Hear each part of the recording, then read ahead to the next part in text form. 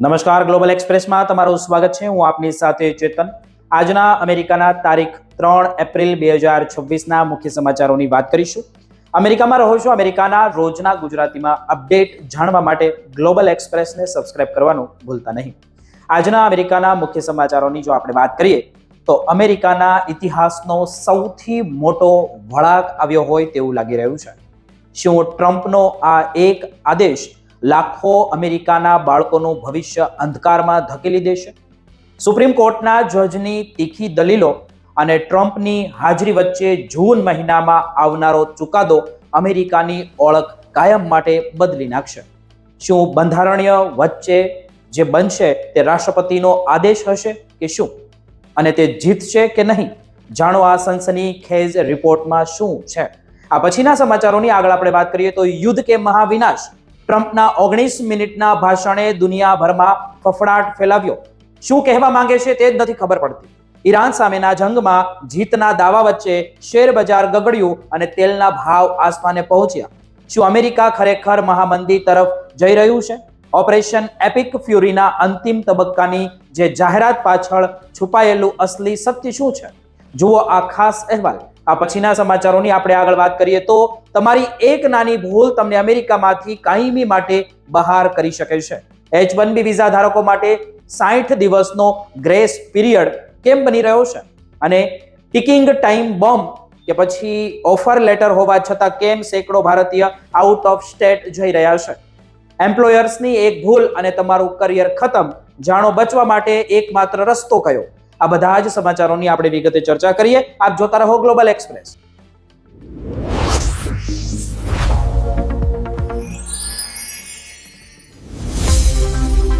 આજે અમેરિકાની સર્વોચ્ચ અદાલતમાંથી એક એવા સમાચાર આવી રહ્યા છે જેમણે સમગ્ર વિશ્વનું ધ્યાન ખેંચ્યું છે અને લાખો લોકોના ભવિષ્ય પર પ્રશ્નાર્થ ચિહ્ન મૂકી દીધો હોય તેવું લાગી રહ્યું છે. અમેરિકાની સુપ્રીમ કોર્ટમાં રાષ્ટ્રપતિ ડોનાલ્ડ ટ્રમ્પના એ વિવાદાસ્પદ આદેશ પર સુનાવણી હાથ ધરવામાં આવી, જેમાં તેમણે જન્મજાત નાગરિકતા એટલે કે બર્થ રાઇટ સિટીઝનશીપને ખતમ કરવાની વાત કરી હતી.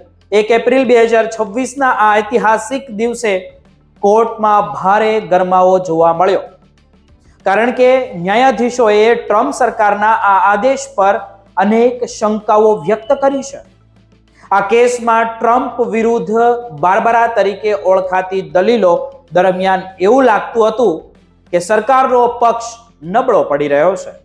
રાષ્ટ્રપતિ ટ્રમ્પે 20 જાન્યુઆરી 2025ના રોજ પદ સંભાળતાની સાથે જ એક આદેશ પર સહી કરી હતી, જેમાં કહેવામાં આવ્યું હતું કે જો માતા કે પિતામાંથી કોઈ પણ અમેરિકાના નાગરિક ન હોય તો તેમના બાળકોને અમેરિકાની નાગરિકતા આપવી જોઈએ નહીં.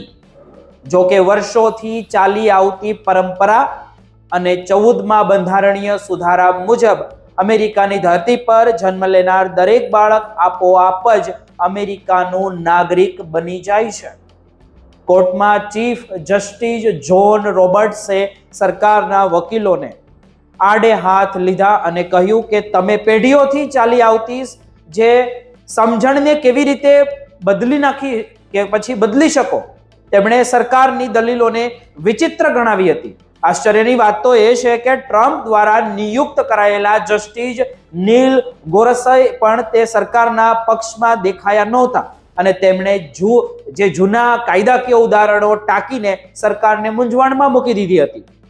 બીજી તરફ જસ્ટિસ એમી કોની જે બેરેટ માનવીય અભિગમ અપાવતા એમણે પૂછ્યું હતું કે જો કોઈ હોસ્પિટલમાં બાળક જન્મે અને તેની પાસે કોઈ પણ દેશની નાગરિકતા ન હોય તો તે બાળકની હાલત શું થશે?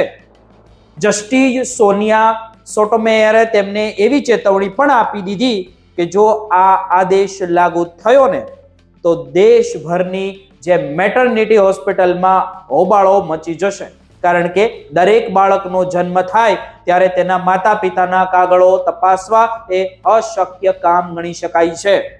આખા વિવાદમાં મૂળમાં 1898નો વોંગ કિમ આર્ક કેસ છે, જેમાં સુપ્રીમ કોર્ટે સ્પષ્ટ કહ્યું હતું કે અમેરિકામાં જન્મેલા દરેક બાળકને નાગરિકતા મળવી જોઈએ ટ્રમ્પ સરકારની દલીલ એવી છે કે જે લોકો ગેરકાયદેસર રીતે અમેરિકામાં રહે છે તેઓ અમેરિકાના જે અધિકાર ક્ષેત્રમાં આવતા જ નથી અને તેથી તેમના બાળકને નાગરિકતા કદાચ ન જ મળવી જોઈએ.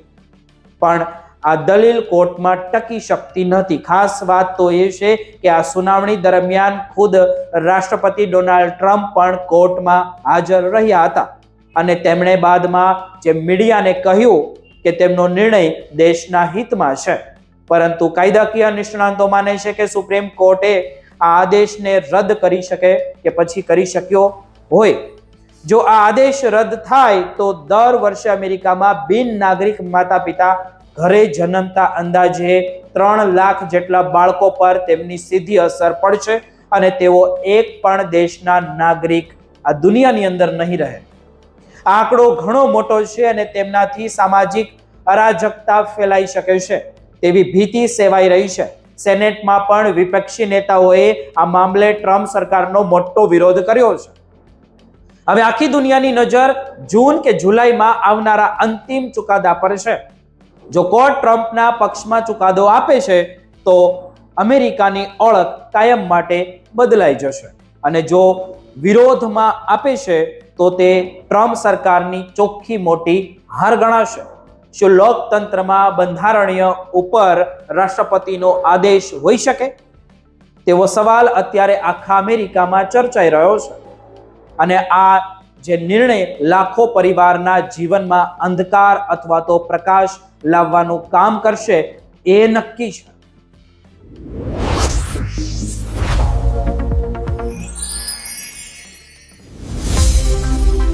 આજે અમે તમારી સામે વોશિંગ્ટન અને વૈશ્વિક નાણાકીય બજારોની તે મોટી હલનચલન લઈને આવ્યા છીએ જે રાષ્ટ્રપતિ ડોનાલ્ડ ટ્રમ્પના તાજેતરના જે રાષ્ટ્રજોગ સંબોધન બાદ શરૂ થાય છે. ગઈકાલે 1 તારીખે એટલે કે 1 એપ્રિલ 2026ના રોજ વ્હાઇટ હાઉસથી 19 મિનિટના પ્રાઇમ ટાઈમ ભાષણમાં રાષ્ટ્રપતિ ટ્રમ્પે અમેરિકાને એવું આશ્વાસન આપવાનો પ્રયાસ કર્યો હતો કે ઇઝરાયલ સાથે મળીને ચાલી રહેલું અમેરિકાનું લશ્કરી ઓપરેશન એપિક ફ્યુરી હવે તેના અંતિમ તબક્કામાં છે અને તે ટૂંક સમયમાં સમાપ્ત પણ થઈ જશે. પરંતુ આ ભાષણ પછી લોકોમાં આશ્વાસનને બદલે એક ભારે મૂંઝવણ અને ડરનો માહોલ ઊભો થયો કે કહેવા શું માંગે છે ટ્રમ્પ સરકાર.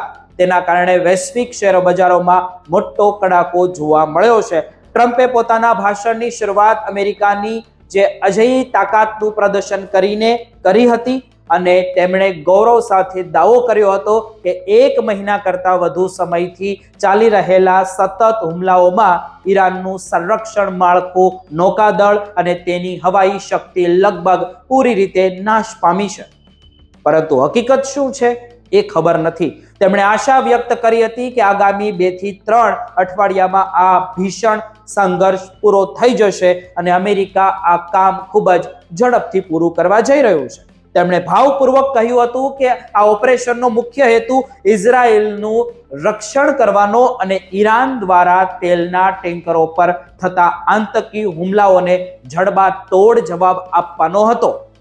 ટ્રમ્પે સ્વીકાર્યું હતું કે આ યુદ્ધને કારણે વિશ્વમાં તેલના ભાવ વધ્યા છે અને અમેરિકામાં પણ પેટ્રોલ ડીઝલ મોંઘા થયા છે.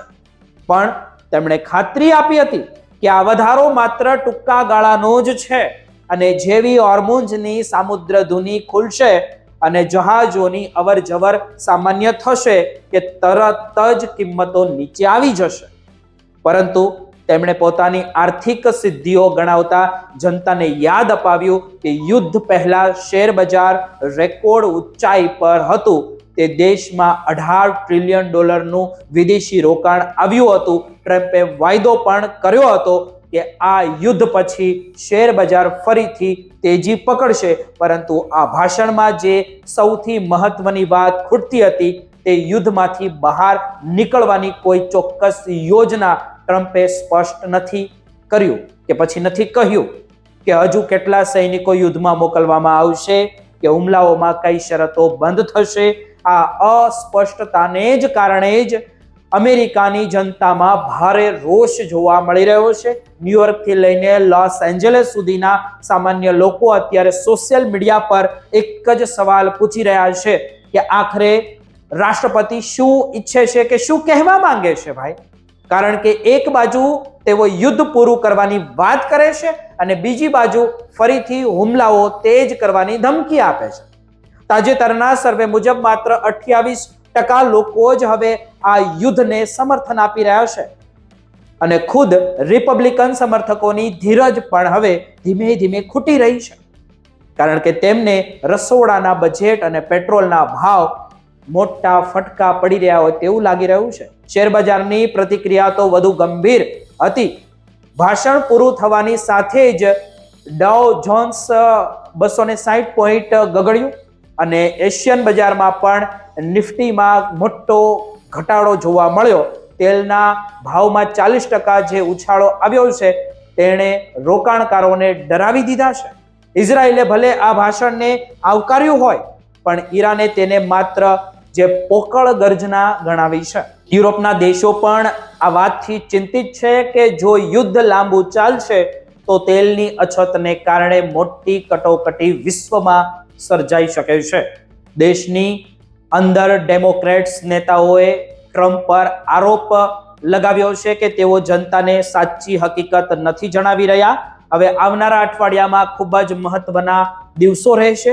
જો ટ્રમ્પના વાયદા મુજબ 2-3 અઠવાડિયામાં યુદ્ધ શાંત નહીં થાય તો અમેરિકામાં મોંઘવારી અને આર્થિક મંદીનો મોટો ખતરો ઊભો થઈ શકે છે. અત્યારે તો આખું રાષ્ટ્ર ટ્રમ્પના જે વિજયના દાવા અને જમીની હકીકત વચ્ચેના અંતરને સમજવાનો પ્રયાસ કરી રહ્યું છે અને જનતાને કંઈ સમજાતું નથી એવું લાગી રહ્યું છે. એમ તમને અંગેની કઈ દરેક માહિતી શું લાગી એ બધી વસ્તુ તમે મને કોમેન્ટમાં જરૂર કહી શકો છો. અમે તમને અપડેટ આપતા રહીશું.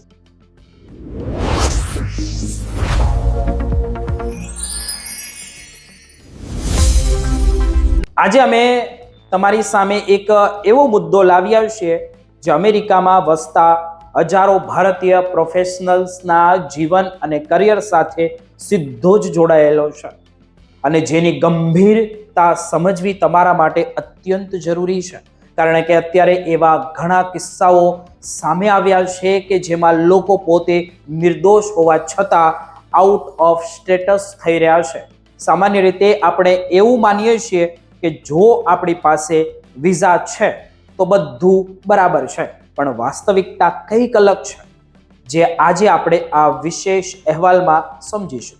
સૌથી પહેલા તો આપણે એ પાયાની નિયમોને સમજવા પડશે કે જો કોઈ H-1B વિઝા ધારકોની નોકરી જતી રહે છે તો તેને અમેરિકામાં રહેવા માટે 60 દિવસનો ગ્રેસ પીરિયડ આપવામાં આવે છે અને આ સમય દરમિયાન તે વ્યક્તિ નવી નોકરી શોધી શકે છે અથવા પોતાનું વિઝા ટ્રાન્સફર ફાઇલ કરી શકે છે. પરંતુ અહીં જ સૌથી મોટું જોખમ છુપાયેલું છે. મોટા ભાગના લોકો એમ માને છે કે 60 દિવસની અંદર માત્ર નોકરીનો ઓફર લેટર મળી જાય એટલે કામ બધું પૂરું થઈ ગયું, પણ હકીકતમાં માત્ર ઓફર લેટર મળવાનો પૂરતો નથી હોતો, કારણ કે નિયમ મુજબ વિઝા ટ્રાન્સફરની ફાઇલિંગ પણ તે 60 દિવસની સમય મર્યાદામાં પણ પૂરી થઈ જવી જોઈએ. જો તમારો નવો એમ્પ્લોયર સમય પિટિશન ફાઇલ નથી કરતો તો તમે ઓટોમેટિક આઉટ ઓફ સ્ટેટસ થઈ જાવ છો, જેમનો અર્થ એ થાય છે કે તમે હવે કાયદેસર રીતે અમેરિકાના વિઝાના નિયમોનું પાલન નથી કરી રહ્યા. અને આવી સ્થિતિમાં તમારો જે I-94 ભલે વેલિડ હોય પણ તમે ત્યાં કાયદેસર રીતે કામ કરી શકતા નથી અને ભવિષ્યમાં ઇમિગ્રેશનના જે ફાયદા મળવાના હોય તે પણ જોખમમાં. બધા જ ફાયદાઓ તમારા મુકાઈ શકે છે. H-1B સિસ્ટમની સૌથી મોટી મર્યાદા એ છે કે તેમાં ફાઇલિંગની સંપૂર્ણ પ્રક્રિયા એમ્પ્લોયર્સના હાથમાં હોય છે, એટલે કે તમારું લીગલ સ્ટેટસ તમારી આવડત પર નહીં પણ તમારા એમ્પ્લોયરની કામ કરવાની ઝડપ અને તેની પ્રક્રિયા પર આધાર રાખે છે, જે ખરેખર જોઈએ તો ચિંતાનો વિષય છે. ઘણીવાર તો એવું બને છે કે એપ્લિકન્ટને ખબર પણ નથી હોતી કે ફાઇલિંગમાં વિલંબ થઈ રહ્યો છે અને એમ્પ્લોયર સાથે કોમ્યુનિકેશન ગેપના કારણે લોકો છેલ્લી ઘડી સુધી રાહ જોતા રહે છે અને અંતે વિન્ડો ક્લોઝ થઈ જાય છે, જેમના કારણે મામલો હાથમાંથી નીકળી જાય છે. અમેરિકન ઇમિગ્રેશન વિભાગ એટલે કે USCIS આ બાબતે અત્યંત કડક વલણ અપનાવે છે અને એકવાર સ્ટેટસ ખતમ થઈ જાય પછી તેને પાછું મેળવવું ખૂબ જ મુશ્કેલ બની જાય છે.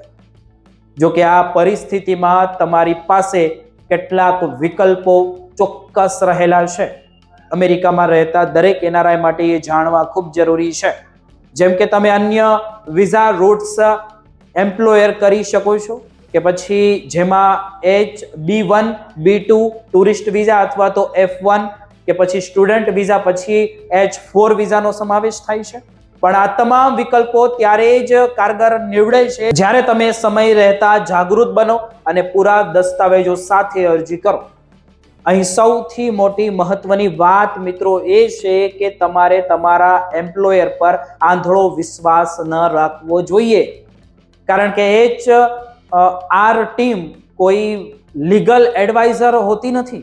હંમેશા જે ઇમિગ્રેશન એટર્નીની સલાહ તમારે લેવી હિતાવહ છે.